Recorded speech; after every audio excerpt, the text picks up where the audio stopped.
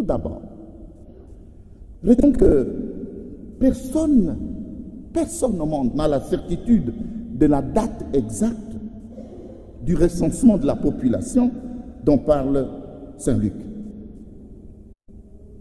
Je précise que cela ne diminue en rien la vérité de l'incarnation du Verbe de Dieu dans l'histoire des hommes et donc la véracité de Noël. Selon plusieurs historiens, Auguste fut empereur de l'an 27 avant Jésus à l'an 14 après Jésus. De son côté, Quirinus gouverna la Syrie de 6 à 9 après Jésus-Christ. Seulement voilà, Jésus naquit pendant le règne d'Hérode le Grand en Galilée. Hérode le Grand régnait en Galilée, mais le Fils de Dieu est né à Bethléem, en Judée.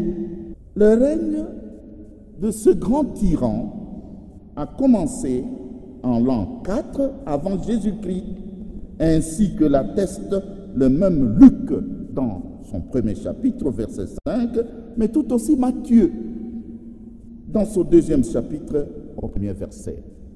La question que l'on se pose est celle de savoir s'il y a eu d'abord un recensement avant la mort d'Hérode et ensuite un autre plus tard en l'an 6 après Jésus-Christ. Question importante, certes, mais nous n'avons pas de réponse sûre. Ensuite, il faut retenir que le calendrier que nous utilisons actuellement est une œuvre d'un certain Dionysius Exiguus, moine de son état.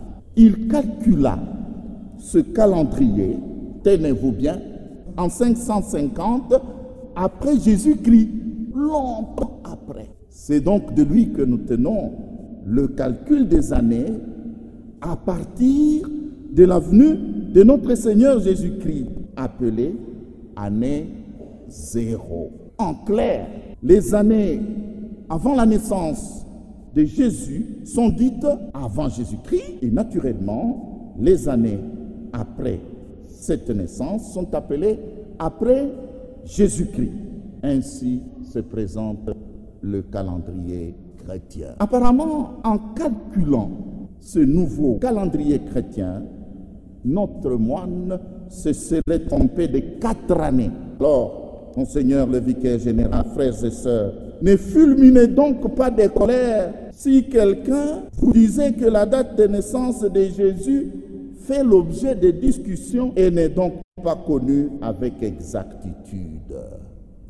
Surtout quand ça vient d'un petit pasteur qui est tombé sur un livre d'histoire et qui découvre cette polémique que les théologiens maîtrisent.